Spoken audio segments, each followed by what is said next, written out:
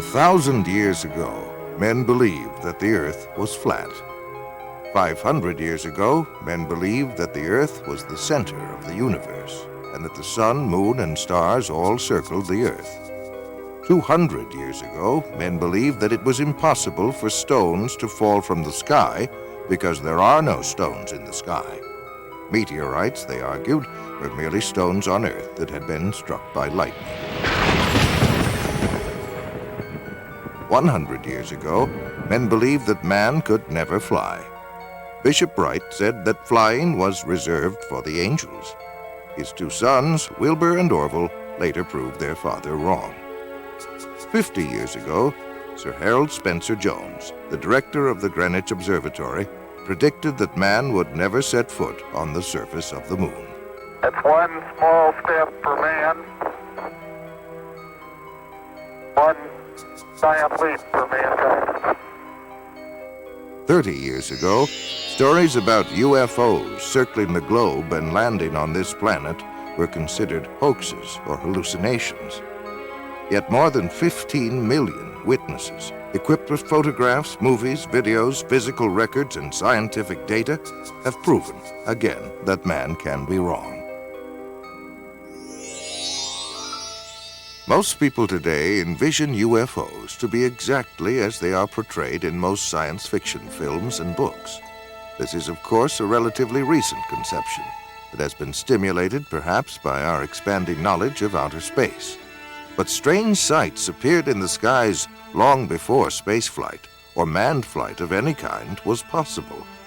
And in each century, these visions took on identities that tell much about the worldview of those who saw them. Alexander the Great and his army, for instance, were harassed by a pair of flying objects in 329 BC. Most of the soldiers fled the scene, but some of the hardier men stood their ground and tried to hit the discs with their arrows and with stones from their slings. In 1492, just 4 hours before discovering land, Christopher Columbus saw a bright glowing object come out of the sky, go into the water, and travel slowly through the water very close to the ship that he was on. Engraved onto a French token minted in the 1860s is a disc-shaped flying object that experts say may have commemorated a daytime UFO sighting. The great British astronomer Edmund Halley of comet fame also saw a series of unexplained aerial objects in March of 1716. One of them lit up the sky for more than 2 hours and was so brilliant that Halley could read a printed text by its light. There were sightings in 1897 of a lighter-than-air ship that had propellers, porthole windows, and brilliant searchlights which it directed at the ground. In 1917, what may have been the largest crowd ever to witness a UFO occurred in Fatima, Portugal. 50,000 people watched in amazement as a huge silver disc began spinning like a windmill and dancing about in the sky. After plunging toward the Earth, it climbed back into the sky and disappeared into the sun. One night during the summer of 1948, Clyde W. Tombaugh, the astronomer who discovered the planet Pluto, was sitting in the back of his home at Las Cruces, New Mexico. He and several witnesses, including other members of his family, watched a strange glowing craft move overhead. All of the witnesses agreed that the object was definitely a solid ship and that it was probably some form of extraterrestrial device. World War II Allied Air Force pilots reported UFO sightings over Germany. They appeared out of nowhere and seemed to be toying with the aircraft. Military pilots termed them Foo Fighters, Foo being the French word for fire. Retired Air Force Major Paul Deutsch describes an encounter with his crew over Japan.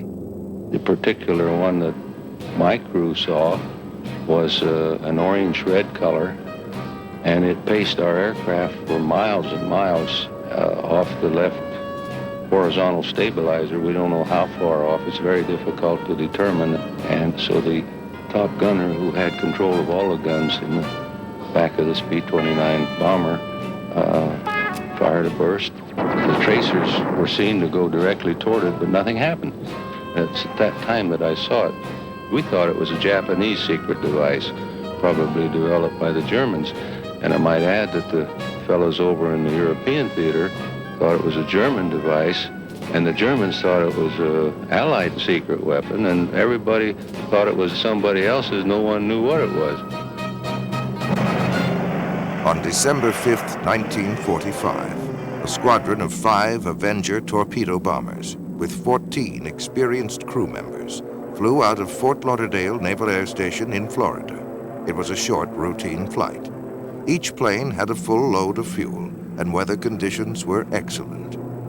But something strange happened. The flight leader called in and reported not having any sense of direction. Air Control then ordered the squadron to head due west. The leader, with alarm in his voice, then said, "We don't know which way is west. Everything is wrong, strange. We can't be sure of any direction. Even the ocean doesn't look as it should." He then stated that weird, unidentified aircraft were closing in on them. His radio went dead. All 5 planes disappeared without leaving a trace. A giant Martin Mariner with a crew of 13 was dispatched to search for the 5 missing planes. It had the capability to land on the roughest of seas, but this plane also disappeared into the grim silence of the Atlantic. What followed was the greatest search operation in history. For 5 days, an armada of 300 planes and 21 ships crisscrossed the sea and sky, but no trace of the 6 aircraft or 27 crew members were to be found. To this day, it remains a mystery as to what happened. Some believe the mystery may be found in the UFO phenomenon, wherein lie a number of questions. Could UFOs possibly be real? If so, what intelligent forces are behind them? What are their intentions? Are they hostile, friendly, or merely curious? Where do they come from? Do they originate on Earth, or do these machines and creatures come from somewhere out among those mysterious winking stars in the black vastness of space? Orson Welles comments. The discovery of just one bacteria on Mars, or any other body of the solar system, would indicate that the whole chain of evolutions, cosmic, chemical, and biological, is at work everywhere. In that case, the creation of life anywhere in the universe would be more the rule than the exception. In that case, there may be other intelligent civilizations capable of communicating with us. In the impact on ourselves of contact with another intelligent civilization, how it might come about and what the effects might be, is now being discussed by serious thinkers the world over. This symposium at Boston University includes astronomer Carl Sagan, anthropologist Ashley Montague. Krista Stendhal is Dean of the Harvard School of Divinity. Professor Berenson teaches a course entitled Search for Life in the Universe. Professor Philip Morrison of MIT co-authored the first seriously reasoned paper on possible modes of communication with extraterrestrial life. George Wald won the Nobel Prize in 1971 for his work in physiology. The most optimistic estimates, in the view of many, about the number of civilizations that there might be in the galaxy is of the order of 1 million, which means that only 1 in a few 100,000 stars has such a civilization. That would mean a billion such places just in our own galaxy that might contain life. As I believe there's a society of these groups, not just one. There are probably very many. If there's only one, we have no hope of finding him. There are probably thousands, maybe as many as 1 million. When we speak of life beyond Earth, what we generally mean is, of course, intelligent life, something resembling our noble selves. It is highly probable that there are such intelligent forms of life in other galaxies in the universe. And it is even more probable that many of these forms are vastly more intelligent than we. I'd like to quote a short passage from a recent report of the Astronomy Survey Committee of the prestigious and august National Academy of Sciences of the United States, probably the nation's most distinguished scientific body. This was printed in May of this year. Quote, "Each passing year has seen our estimate of the probability of life in space increase, along with our capabilities of detecting it. More and more scientists feel that contact with other civilizations is no longer something beyond our dreams, but is a natural event in the history of mankind." The dream of this so-called natural event began on October 12, 1992, when NASA's SETI program, Search for Extraterrestrial Intelligence, began a 10-year, $100 million project whose sole purpose is to seek the answer to a single question: is man alone in the universe? The centerpiece of the SETI program is the Arecibo radio telescope in Puerto Rico. Its 1,000-foot-wide antenna dish makes it the most powerful telescope in the world, with the effective power of 20 trillion watts. It is manned by more than 100 physicists, astronomers, computer programmers, and technicians who are staring at control panels in hopes of discovering radio waves that were created by intelligent beings. But why all of this special attention to the search of intelligent life beyond Earth? Some would argue that it is the byproduct of what has become known as the modern flying saucer era, which began on June 24, 1947. Kenneth Arnold, a 32-year-old Boise, Idaho businessman, was flying his single-engine plane over the Cascade Mountains of Washington. Arnold tells his story. I had reached the altitude of about 9,200 feet when a very brilliant flash lit the sky around me and actually lit up the airplane that I was flying. And I could see way off to the right, coming in the vicinity of Mount Baker, a whole chain-like string of aircraft coming at a tremendous speed. I could see plainly that they didn't have any tails. I had never seen aircraft of that kind, and I made a quick judgment that they must be approximately 100 foot in their wingspan.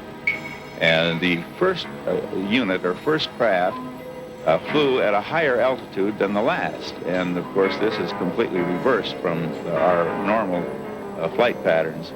I had a good fix with Mount Adams, and I thought I'd try to clock their speed between Mount Rainier and Mount Adams.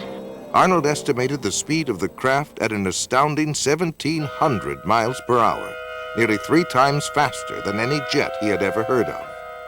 He was asked by a reporter to describe the mysterious objects.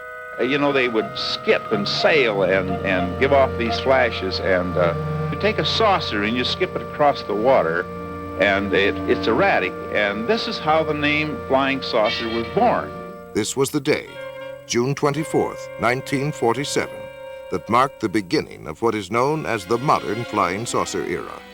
What followed would be thousands upon thousands of unidentified flying objects over North America as well as other parts of the world. It seemed to hover for a matter of maybe 1 or 2 seconds, and then was out of sight within 2 or 3 seconds, which was a lot faster than it had been traveling originally. We were using our red lights and our aircraft landing lights, which is a spotlight, and pointing them or directing them at the UFO. And it was reacting to it audibly on occasion, and it did make a movement towards the lights. As we turned the light off, then it would return to its original position and remain stationary again, but it was reactive to the lights. I judged it to be at least 150 feet across it. It was saucer-shaped with a high dome. It was very shiny underneath. It was a porcelain-type finish. And I was getting a tremendous shock all over my whole body. My hair was standing up, and I had electrical static feeling over my hair on my arms and my head. I thought it was doomsday. He was standing at the doorway screaming at me to get up. We got to get out of here. It's going to get us. And I looked out there, and it was pitch black when I first looked. And by now, he's got a hold of me, and he's shaking me, and he's screaming at me, which Bill doesn't scream. I mean, he's just hysterical is the way I can explain the way he was. And he keeps telling me we got to get the kids out of here. It's going to get us. And I didn't see anything. So I looked again, and all of a sudden I saw this like a real bright light. And I still didn't know what I was looking at. I didn't know what had scared him. But after looking at the way he was and looking at what I saw, I knew I better listen to him. So I went down the hallway and grabbed my daughter. And I came back to the hallway and went out the front door, and he had grabbed our son by then. When he came back up the second time, I felt like death was at hand. I think this was it. And as soon as it touched down, then the whole area just lit up. You couldn't see anything inside, but you could see the outline of the whole object. It was going through the sky. Not really, it didn't seem to be going really fast. After a while, it just darted straight up in the air. They were about 4 feet 10. Had very large heads. No hair on their heads. No eyebrows. No whiskers or anything like that. They had very large eyes. The odor itself I smelled stronger when the beings were near me. And when they looked at me, we did not talk verbally like we're talking now. It was a telepathy type thing. A recent Gallup poll estimates that 1 out of every 2 Americans believe in the existence of UFOs. Over 15 million people have reported seeing UFOs, of which over 2,000 were encounters with landed UFOs and their occupants. UFOs have been fired upon by jet fighters and anti-aircraft missiles, but with no effect. They give off powerful electromagnetic charges, often causing the breakdown of engines and electrical circuitry. They evoke strange and fearful reactions in animals and frequently cause profound psychological disturbances in humans. They have the ability to materialize as if from nowhere, but more often vanish into thin air in the midst of a sighting. Both human eyes and radar instruments have observed unbelievable aerial maneuvers, such as 90-degree turns of several thousand miles per hour, and have been clocked at speeds up to 16,000 miles per hour. There can be no longer any doubt, even to the most ardent skeptic, that UFOs exist. The question is, where do they come from? If they come from another galaxy, then they would come from at least 2 million light years away. Even traveling at light speed, 186,000 miles per second, it would take 2 million years to get here. But suppose that UFOs come from some distant star in our own galaxy. If these space visitors were to travel 1 million miles a day, it would take 70,000 years to reach the Earth from the nearest star, Alpha Centauri, which is 25.5 trillion miles from Earth. Other stars are thousands of times further out in space. Conservative estimates indicate that a spaceship carrying 10 people and traveling 5 light years to and from a nearby star system at 70% of the speed of light would consume 500,000 times the amount of energy used in the United States in 1 year. But there are other complications of space travel. Space is not a vacuum, but contains cosmic gas, dust, and particles. Nobel Prize winner Professor Edward Purcell of Harvard points out that a space vehicle traveling at the speed of light would collide with this space material in the form of radiation and with the impact of several hundred atom smashers. On the afternoon of January 7th, 1948, an unidentified flying object was sighted over Godman Air Force Base at Fort Knox, Kentucky. The base tower sent 4 F-51 jets to investigate. The flight leader, Captain Thomas F. Mantell, reported seeing the object, and at 3:15 p.m., he broke away from the formation in pursuit of the object. A few moments later, he radioed the tower. "I'm closing in now to take a good look. It's directly ahead and above, and still moving at about half my speed. The thing looks metallic and of tremendous size. I'm going up to 20,000 feet, and if I'm no closer, I'll abandon chase." Those were the last words that Captain Mantell ever spoke. Later in the day, his body was found in a nearby field, the wreckage of his plane scattered for half a mile around. There were many other sightings that year. In July 1948, it was reported from Strategic Air Command in San Antonio to FBI Director J. Edgar Hoover that an unidentified aircraft was seen by an Eastern Airlines pilot, co-pilot, and one or more passengers flying over Montgomery, Alabama. The aircraft was reported to be of an unconventional type, without wings, and resembled generally a rocket ship of the type depicted in comic strips. It was reported to have had windows, to have been larger than the Eastern Airlines plane, and to have been traveling at an estimated speed of 2,700 miles per hour. It narrowly missed a collision with the Eastern Airlines plane. And from an FBI memorandum dated March 14, 1949, comes this report.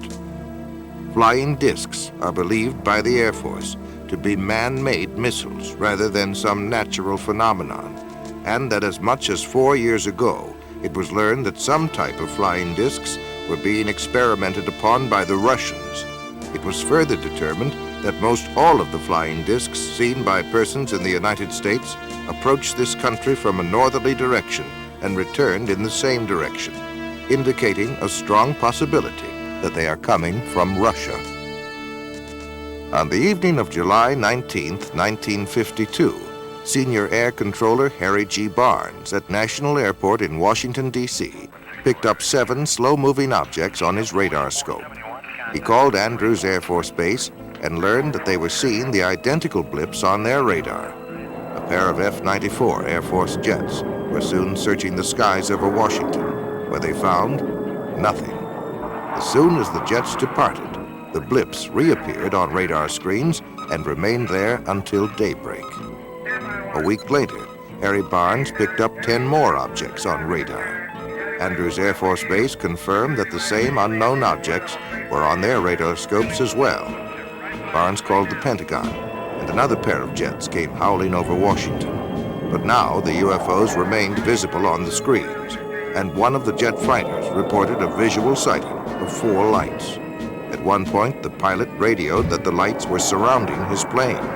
But soon the UFOs sped away and disappeared into the night. Later that morning, Harry Barnes made this statement, quote, "There is no other conclusion that I can reach but that for 6 hours on the morning of the 26th of July, there were at least 10 unidentifiable objects moving above Washington.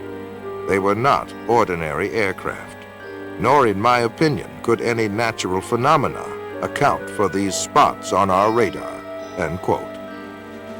The Pentagon was inundated with questions from the press, and President Harry Truman asked Secretary of Defense Forrestal to find out what in the world, or out of it, was going on. On October 27, 1952, the FBI issued this memorandum. Air intelligence still feels flying saucers are optical illusions or atmospherical phenomena, but some military officials are seriously considering the possibility of interplanetary ships. Investigative journalist Frank Edwards, author of Flying Saucers, Serious Business, offers the following commentary. This is Frank Edwards reporting.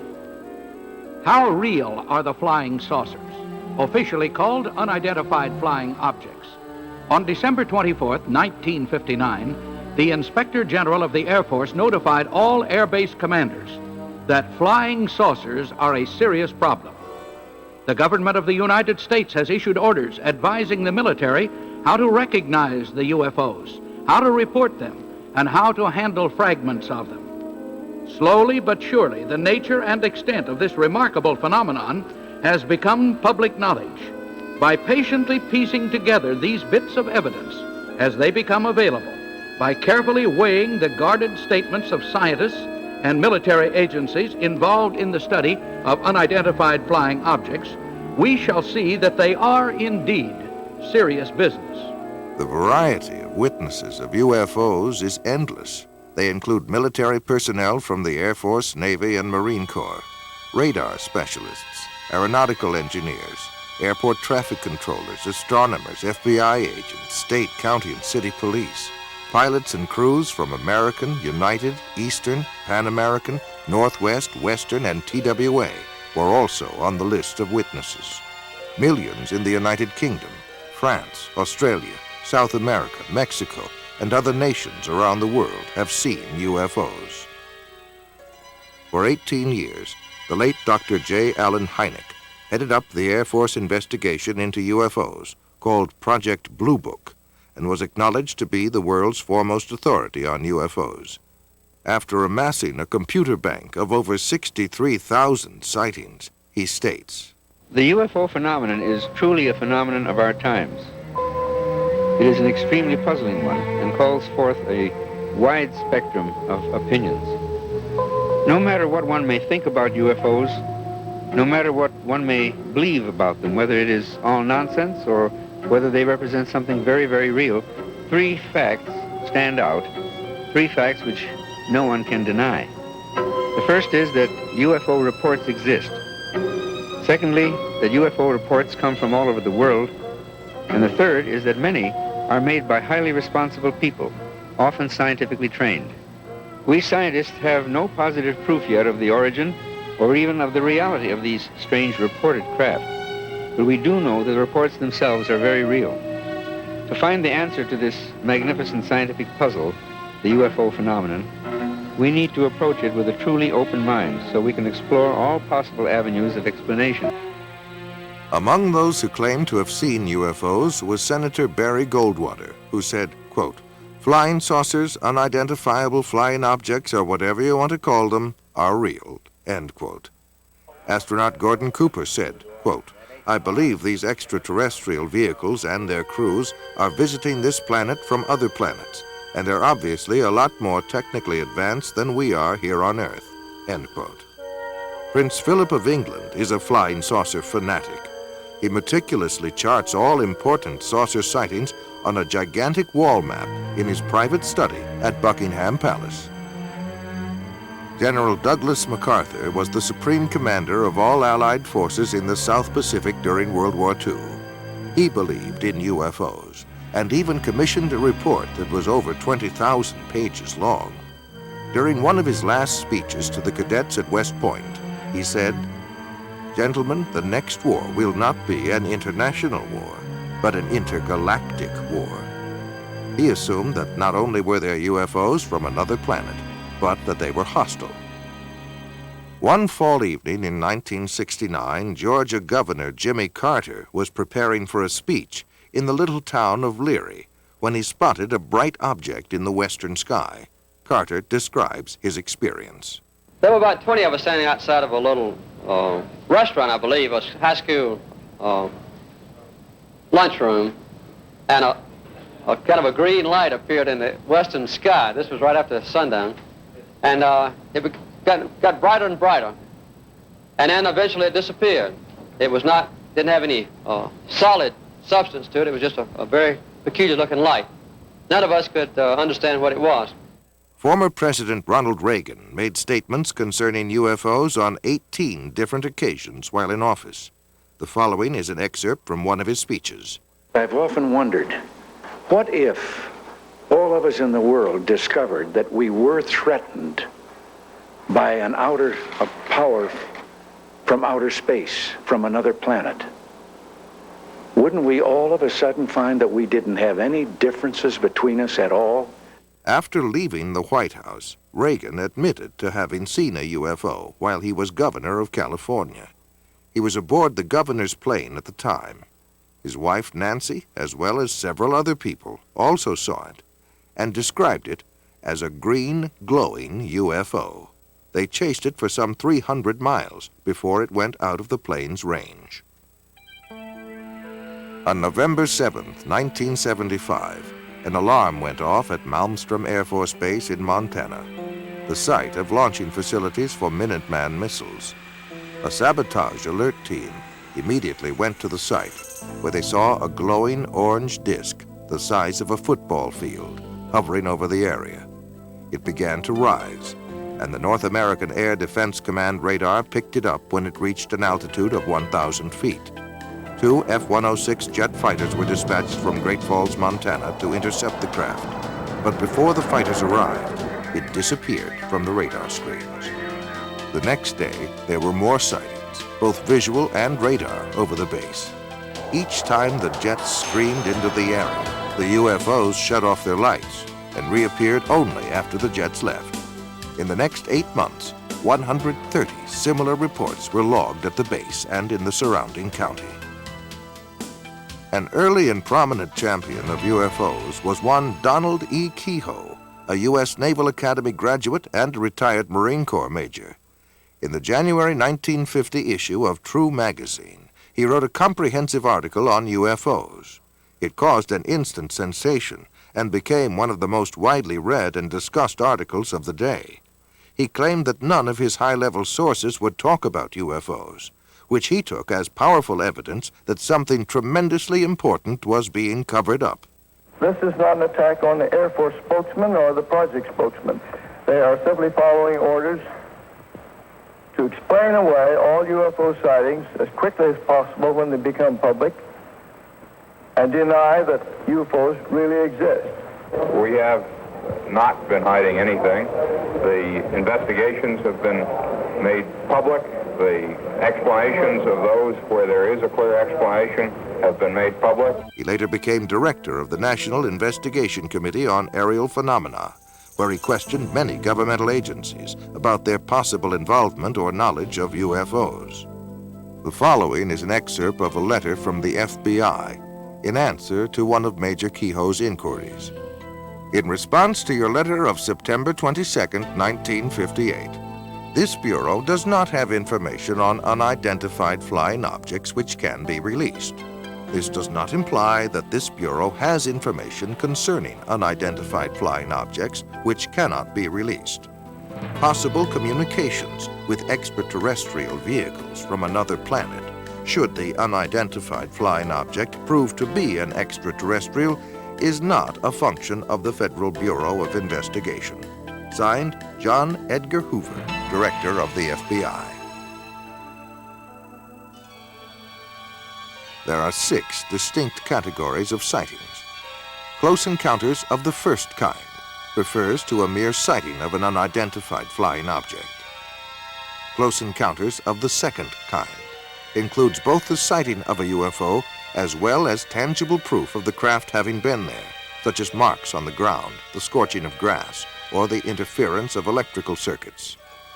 Close encounters of the third kind is the direct confrontation with a space being or entity sometimes called a humanoid. Close encounters of the fourth kind involved alleged abductions by UFOs, where people claim to be involuntarily taken on board a UFO, usually for experimental purposes. Close encounters of the fifth kind involve contactees, or those persons who claim to be in personal contact with UFO entities, usually through metaphysical or occult means. Close encounters of the sixth kind include injuries or deaths resulting from a UFO close encounter.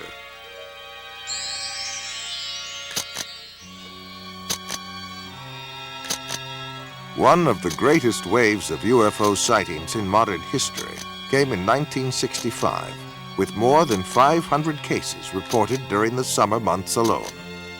One such case was near Ann Arbor, Michigan, where 50 people and 12 police officers in 3 counties reported having seen objects flashing across the pre-dawn skies.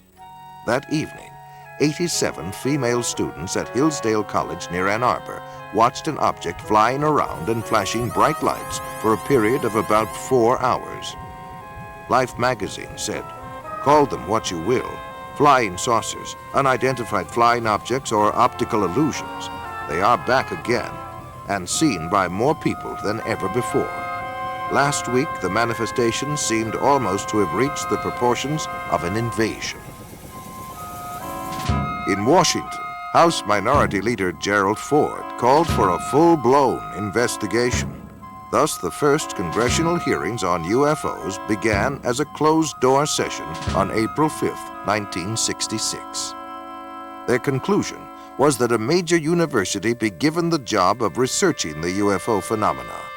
The job was given to the University of Colorado, and Edward Condon, professor of physics, would serve as chairman of the group. After much research, a 1,465-page report was completed by 36 authors at a cost of more than $500,000.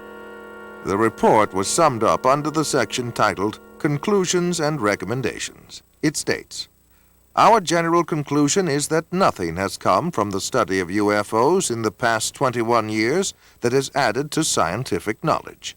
Careful consideration of the record leads us to conclude that further extensive study of UFOs probably cannot be justified in the expectations that science will be advanced thereby." On April 17, 1966, Sheriff's Deputies Dale Spower and Wilbur Neff had just investigated an accident when they noticed a glowing object about 1,000 feet above the ground in eastern Ohio. They then began pursuit at speeds of nearly 90 miles an hour. The third officer, Wayne Houston, was listening to their radio and joined the chase. 85 miles later, they pulled into a service station for refueling, where they met patrolman Frank Panzanella, who had also been tracking the UFO. The officers all stood together, watching the object hover to the east. At that point, the object shot upward at great speed and disappeared. Project Blue Book was called in to investigate. The official Air Force version was that at least 5 experienced police officers, one of them a veteran air crewman, had conducted an hours-long high-speed chase of the planet Venus. For more than 20 years, from 1948 through 1969, the United States Air Force was in charge of investigating UFO reports. The first study, established in 1948, was called Project Sign. Its conclusions were that UFOs were real and estimated them to be interplanetary craft. The Pentagon rebuked the report, calling it science fiction fantasy. The next report, called Project Grudge, was established in early 1949 and would proceed in secrecy.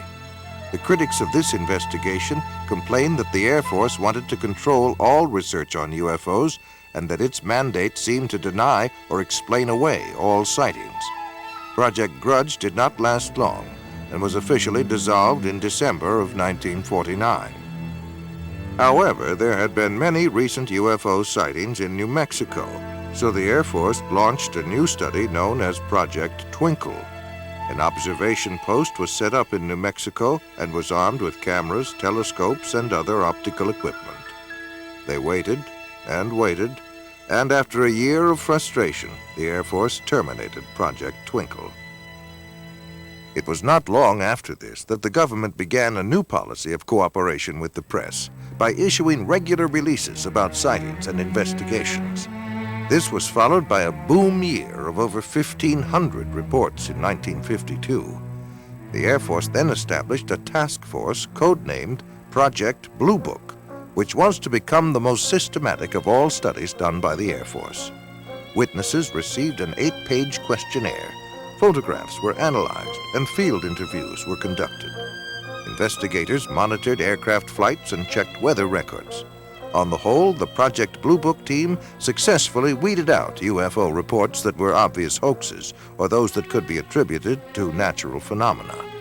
However, for those cases that remained unsolved, investigators had 2 choices: admit that they had failed to identify the object or embrace any remotely feasible explanation. Project Blue Book was terminated in 1969. It concluded that little, if anything, has come from the study of UFOs, and that the least likely explanation of UFOs is the hypothesis of extraterrestrial visitations by intelligent beings.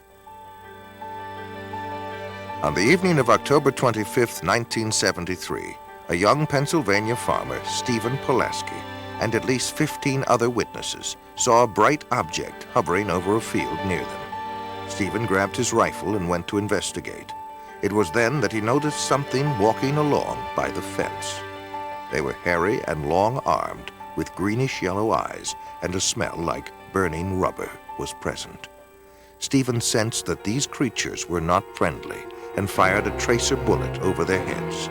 And when they kept on coming, he fired directly at one of them. The creatures then all disappeared into the woods, and the glowing object disappeared from the field instantaneously. UFO researchers as well as a state trooper were called in to investigate. When they arrived, the people there told them that Stephen had been growling like an animal and flailing his arms. His own dog ran toward him, and Stephen attacked the dog. Stephen then collapsed, and after a time began to come to his senses. The entire group commented on the nauseating, sulfur-like odor that was present. One of the earliest references to a spacecraft is probably that found in an ancient Egyptian account, some 1,500 years before Christ. One of the characteristics of that craft was the foul odor that emitted from it. The Amityville Horror was based on a factual account of what happened to a family in Amityville, New York. An irritating and nauseating odor seemed to accompany the presence of the ghost or spirit entity that entered there from time to time. Whitley Strieber wrote of his abduction experiences in his book, Communion. He said he could smell their presence and that it smelled like sulfur. On October 11th, 1973, Charles Hickson and Calvin Parker were fishing when a strange craft descended and hovered near them. Parker passed out, and Hickson was paralyzed, but was able to continue observing what was happening. Two entities then emerged from the craft and picked Hickson up by his arms and carried him inside the ship, where he was thoroughly examined. He was then taken back to where they had been fishing on the riverbank. When the two fishermen went to the sheriff's office to report their story, they were interrogated and then left alone in a room with a hidden microphone. The recording of their conversation revealed that both men were quite frightened by their experience.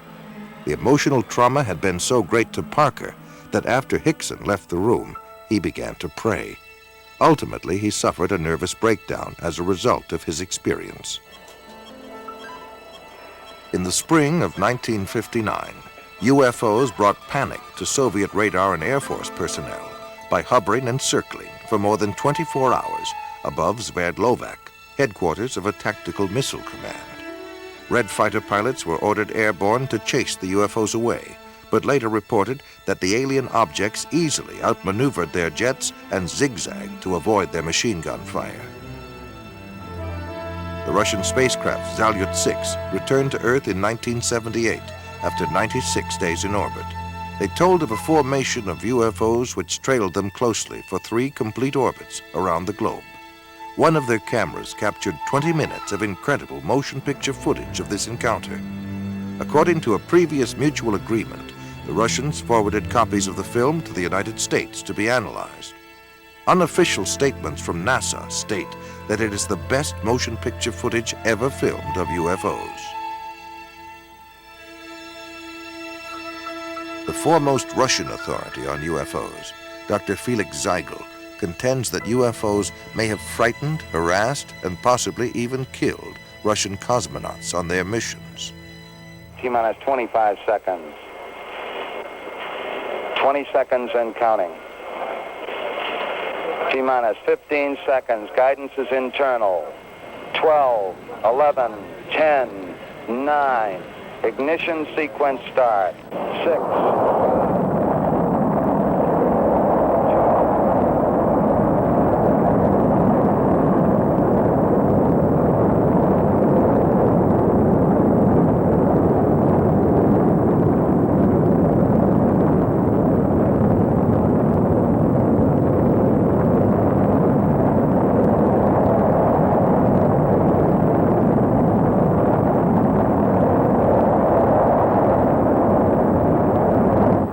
On at least 6 space missions, United States astronauts have encountered UFOs.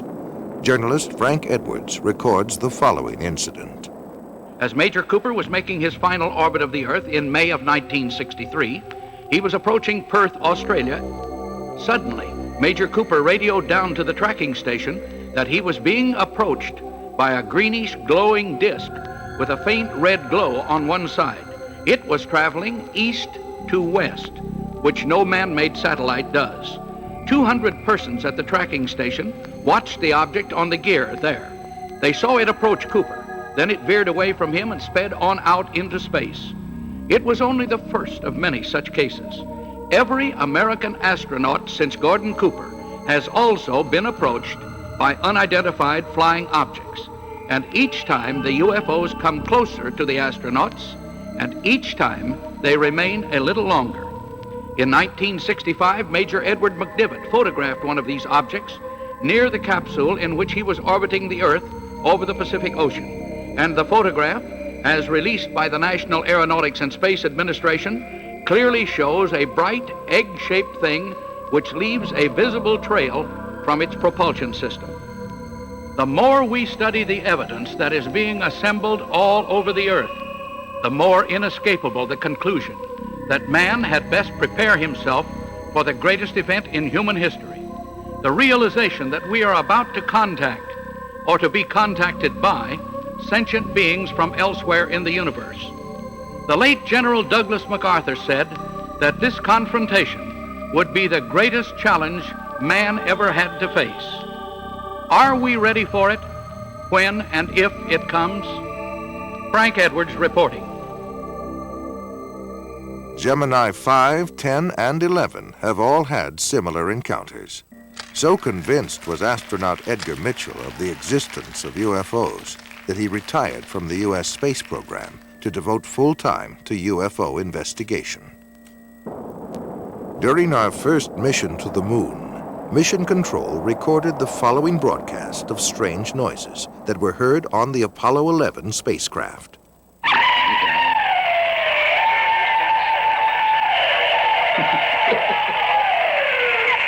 This is Apollo Control. Still no explanation. The weird noises emanating from Apollo 11, if indeed it is from Apollo 11. Perhaps we'll all shake out later in the mission as to what these strange noises are.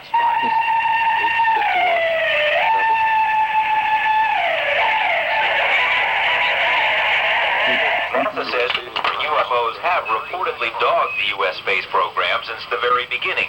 UFO researchers claim that NASA's own logs show that virtually all of the early Gemini and Apollo missions encountered UFOs. NASA has explained most of these sightings as space debris or solar flares, but some of its own astronauts have disagreed. UFO sightings have been reported by James Lovell, James McDivitt, Wally Schirra, Deke Slayton, Gordon Cooper, and others. In March 1989, some strange transmissions occurred during a spaceflight. A Maryland ham radio operator picked up the voice of Discovery pilot Colonel John Blaha speaking on a secret NASA channel.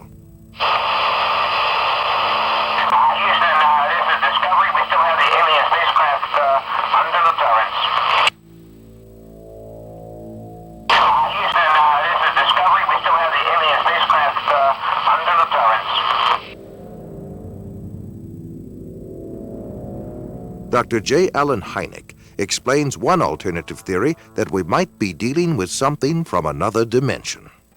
One of the most intriguing aspects of UFO sightings is their apparent isolation in space and time. Sightings are usually made in one place at a time and last for short periods, sometimes appearing out of nowhere and vanishing into nowhere. This is much more suggestive of a parallel reality than, let's say, visits from some faraway planet, in which case we might expect them to stick around for a while. The British journal Flying Saucer Review was established in 1955 and is widely recognized as the leading UFO publication in the world. It is authored by over 50 experts worldwide who conduct major UFO investigations. Yet an official statement by editor Gordon Creighton is most amazing. Quote, "There seems to be no evidence yet that any of these craft or beings originate from outer space." End quote. Close encounters of the fourth kind are by far the most frightening. Those who claim to have been abducted by aliens and taken against their will. Perhaps the most famous case was that of Betty and Barney Hill.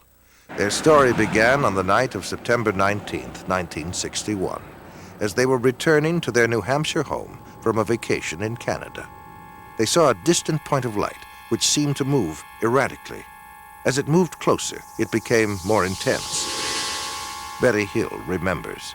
This craft left the top of the mountain, came out of the highway, and stopped in midair. Barney took the binoculars and started out of the car in an attempt to identify the craft. And as he did this, he saw a group of figures standing in the windows looking down at him. One was saying to him, "Don't be afraid. Keep looking, stay there. Don't be afraid. No harm's going to come to you, but stay there." And the craft started to descend. And Barney ran back to the car, saying we had to get out of there. They were going to capture us. And we took off speeding down the highway. They made it home without further incident, but in the days and months that followed, they experienced nightmares, flashbacks, and extreme anxiety. They were also unable to account for more than 2 hours between the time they first encountered the UFO and the time they reached home. Where had the missing time gone? What had happened? They sought out a psychiatrist, and through hypnosis, Betty and Barney Hill narrated a tale much stranger than the one that had been lodged in their conscious minds. Barney put on the brakes, the car motor died. They separated, came up on each side, took us out, took us in a path through the woods, took us on board, gave us physical examinations. We were being kidnapped. Betty Hill remembers being able to offer a detailed description of her alien abductors. They were all shot. The leader, I would say, was my height, or just a little taller than I am, and I'm 5 foot. They were bald, no hair, no eyebrows, no eyelashes, and no earlobes, no ear, we could say. Very large eyes, very small flat nose, thin slit for men. Betty Hill said that they were most interested in human sexuality and that they communicated through a form of telepathy that sounded like a voice loud and clear inside their heads. Bud Hopkins has written several books on UFOs, including Missing Time and Intruders. He is one of the foremost experts on abduction cases, otherwise known as close encounters of the fourth kind. And now we've come to the conclusion that abduction, of their involvement with human beings, that this is the center of the entire UFO phenomenon, and that actually when people have UFO sightings, it's very possible that what they're seeing is something on its way to or from an abduction of somebody. They're not just flying around up there, they are interested very profoundly in human beings. Whitley Strieber claims to have been abducted by alien beings on more than one occasion and wrote of his experiences in his best-selling book, Communion. I've had, since I wrote Communion, over 55,000 letters from people around the world who've had this similar things that think they have happened to them, and we still get about 200 a week. The Intruders Foundation and the Fund for UFO Research show that 1 out of every 50 American adults, 3.7 million people, indicate that they may have had an abduction experience with an unidentified flying object. I remember my mother was taken in a Jeep, and that I was there with a UFO. There was a beam of light that came down, and I was beamed onto the ship. These experiences sound crazy. It sounds impossible. It is impossible according to our physics, but we often use hypnosis to help flesh out all the recollections. A top scientist, Dr. Leo Sprinkle, conducted a 5-year study of 82 persons who reported UFO experiences. Most of them were able to relive the experience through hypnosis, and all suffered severe psychological disturbances afterwards. They claimed to have been taken inside spaceships and examined by humanoids who communicated telepathic messages to them. Dave Hunt is an investigative journalist and has authored 18 books. His research and consulting expertise takes him around the world. Cal State University, Long Beach. And again, I forget the names of the scientists there who were working on this, and this is a number of years ago now. They did research, and they took people at random.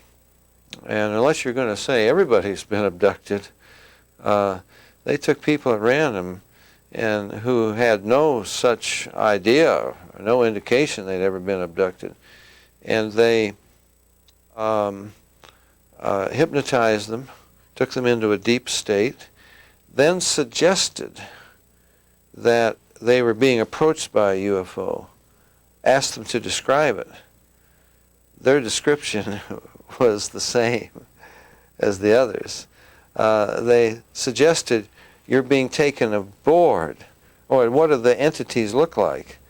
And they came up with similar descriptions. And then when they're taken aboard, what's happening to you? Well, I'm getting a medical examination, you know, or... In his book, Secrets of the UFOs, ufologist Don Elkins made the following observation. I have found that some people can achieve the contact phenomenon simply by being hypnotized, and the same general message permeates over 90% of the millions of words received by thousands of people around the world. No one knows what hypnosis is. No one knows what goes on in the mind. It's an altered state of consciousness like yogis and witch doctors have been practicing.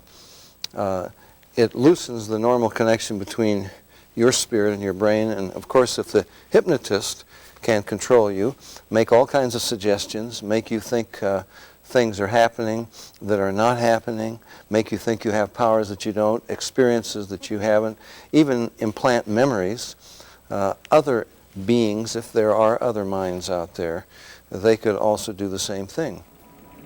Sir John Eccles, Nobel Prize winner for his research on the brain, describes the brain as, quote, a machine that a ghost can operate, unquote. What he means by that is your spirit operates your brain in a normal state of consciousness. In an altered state, reached under yoga, TM, hypnosis, you have loosened the normal connection between your spirit and your brain, and that allows another spirit, other entities, other minds to interpose themselves and begin to tick off the neurons in your brain, create a universe of illusion. I believe that it's demonic. I think all of the evidence indicates this. I'm a hypnotherapist. Oh, very interesting. So I have been able to do hypnosis for many years and have naturally been able to go into a very deep trance. And I can do that on my own. And that's really how it came about. I went to a course. I was always told that I would be a trance channeler, and I went, well, okay. Which is? Okay. Someone who is able to go into a trance and to allow spirits to speak through them. Okay. Some people claim that by allowing themselves to be put into an hypnotic trance, they are acting as a channeling device, in which the extraterrestrial being speaks through them. The following is an actual sampling of those messages. We come from the Interplanetary Confederation of Solar Systems, and our purpose is to aid our brother man on the planet Earth as the new age dawns. The teacher that was known to you as Jesus was able to use many more of the abilities than the people of this planet. Unfortunately, man upon planet Earth has misinterpreted the meaning of this man's life. He was no different from any of you. He was simply able to remember certain principles. These principles may be realized by anyone at any time. It is only necessary that you avail yourself to our contact through meditation in order to begin to re-realize that which is rightfully yours, the truth of the creation and the truth of your position in it. Know ye not that ye are gods? We have been puzzled at times by the inability of the people in general of this planet to be awakened to this simple truth. We find that the state of hypnosis brought about by the evolution of thought of the people of this planet is so great that it is necessary for him to maintain a constant awareness of his spiritual nature with meditation. Man is now in the transitional period before the dawn of a new age. With peace, love, brotherhood, and understanding on man's part, he will see a great new era begin to dawn.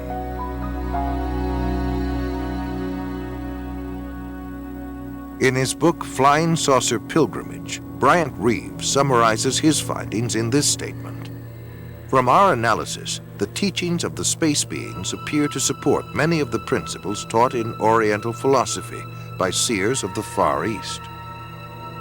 UFO researcher John Weldon then offers this question. How credible is it to think that literally thousands of genuine extraterrestrials would fly millions of light years simply to teach New Age philosophy, deny Christianity, and support the occult?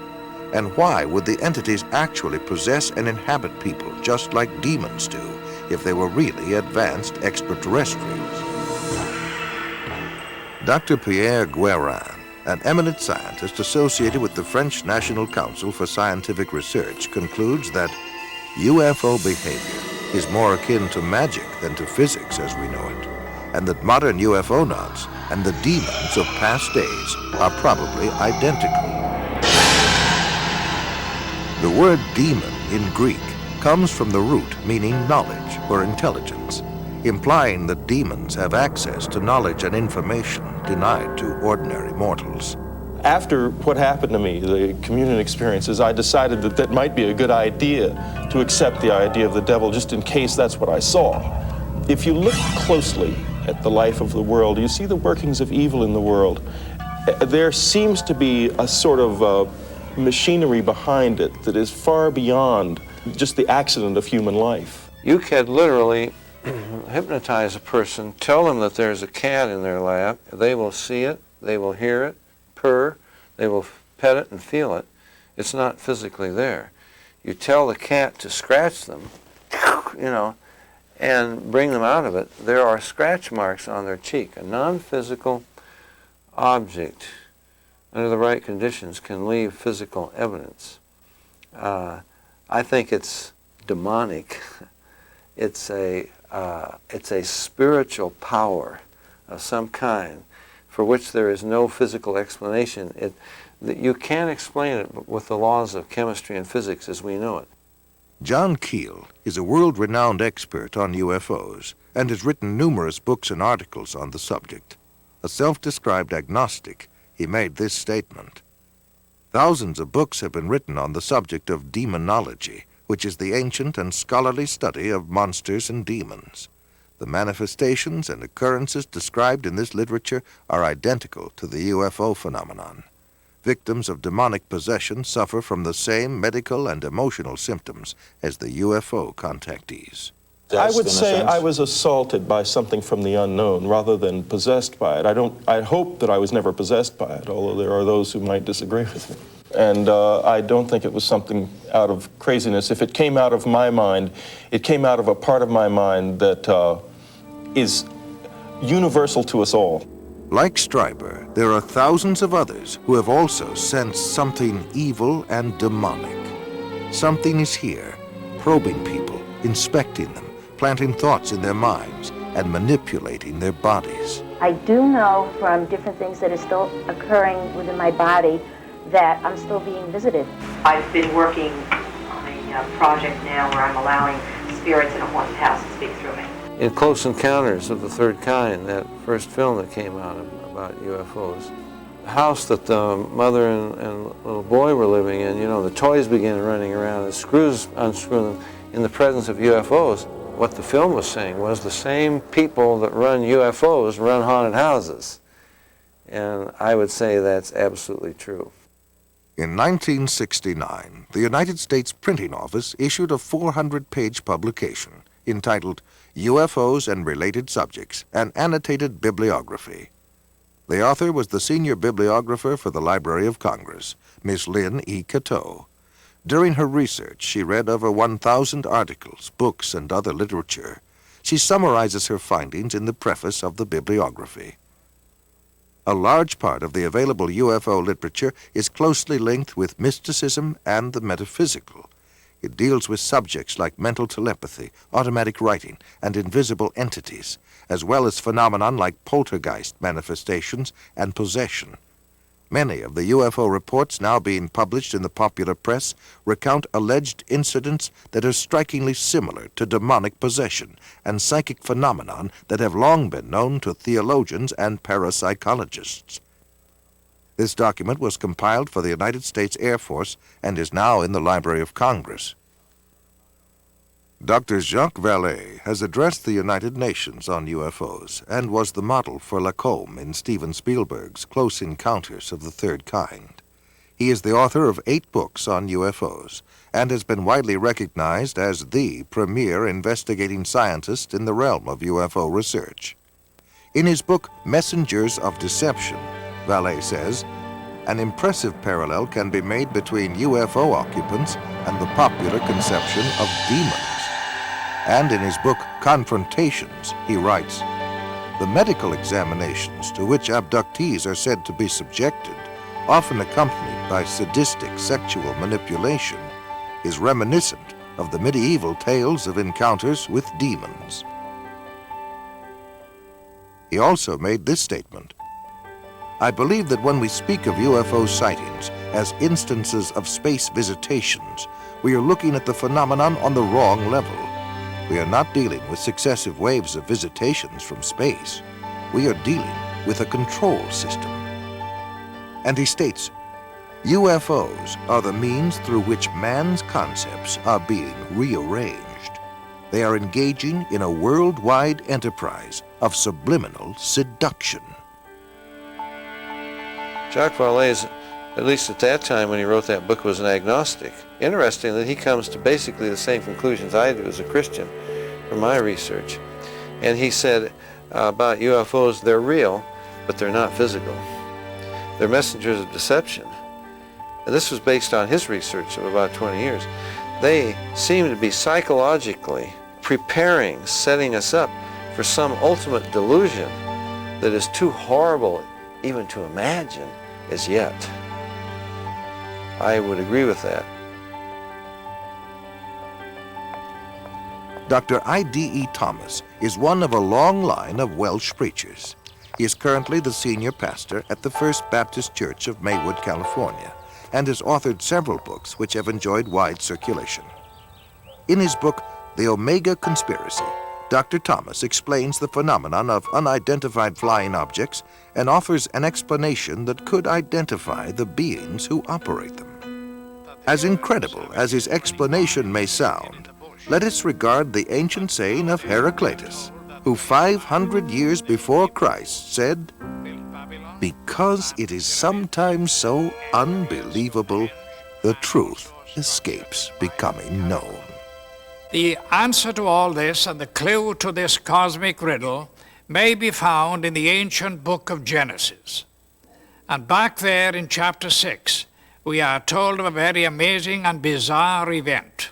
The sons of God saw the daughters of men and saw that they were beautiful, and they lusted after them. And then we read they married them and sired children from them. For the past 1,500 years, most scholars, including evangelical scholars, have interpreted the sons of God as the good sons of Seth, and the daughters of men as the wicked daughters of Cain. They've adopted that interpretation because the other one is so bizarre and outlandish. The ancient interpretation, and in my opinion the correct one, is that the sons of God were demonic beings or fallen angels, and that they came down to earth, they lusted after the daughters of men, they married them, and produced this amazing progeny, this hybrid progeny of the Nephilim. And the very word Nephilim does not mean giants. It comes from the root Nephal, fallen ones. The early Christian fathers in the first 4 centuries, men like Irenaeus, Tertullian, Ambrose, for 400 years they knew no other interpretation except that the sons of God were angelic beings. Josephus, the cosmopolitan Jewish historian, says the same thing. We read in the book of Job that when God laid the foundation of the earth, the sons of God shouted for joy. Obviously, the sons of God could not be human beings. Adam had not been created. If this was a case of just mixed marriages between good men and wicked women, it is surprising that God should have issued the fire of judgment that he did. God took this stern action of wiping out the human race. Now, the only family that were left intact in order to re-establish, repopulate the new world was the family of Noah. Noah, we are told, was perfect in his generations. The word perfect does not mean, in this case, morally perfect, because we know from the story of Noah, and especially what happened after the flood, that Noah was not perfect. What it means is like a lamb for the paschal sacrifice, that lamb had to be without blemish, physically pure, without blemish. So it seems was the case of Noah, the only family that remained uncontaminated from these strange beings that appeared from space. The only line that was pure and clean from God's standpoint to start a new world and a new civilization. Jesus said, as in the days of Noah, so in the days of the coming of the Son of Man. Of all the patriarchs and prophets of the Old Testament, the key to prophecy above all others is Noah. And something happened in the days of Noah that was a distinctive characteristic of Noah's time that didn't happen before or after. Wars and famines and pestilences and natural disasters have always happened. But something happened in the days of Noah, and the most sinister and bizarre of all the things that happened was this intermarriage between the angelic race and the human race. And of course, the mastermind behind it all was another angel, a fallen angel, Lucifer.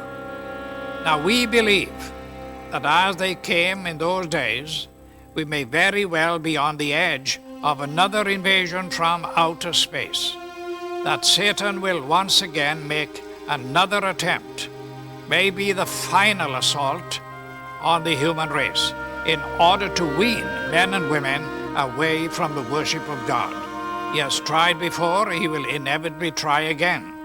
And by seducing the human race, by sending these so-called entities from space, demonic beings, he will try to get people all over the world to worship him and to deprive God of the worship that is due to him. Fortunately, we know what the end result is going to be. But this final or omega assault that will come at the end of time may trigger the coming back of Jesus Christ to rescue his own. Satan has failed before, and the Bible predicts he will fail again. We are told quite emphatically in God's word that the kingdoms of this world shall become the kingdom of our God and of his Christ.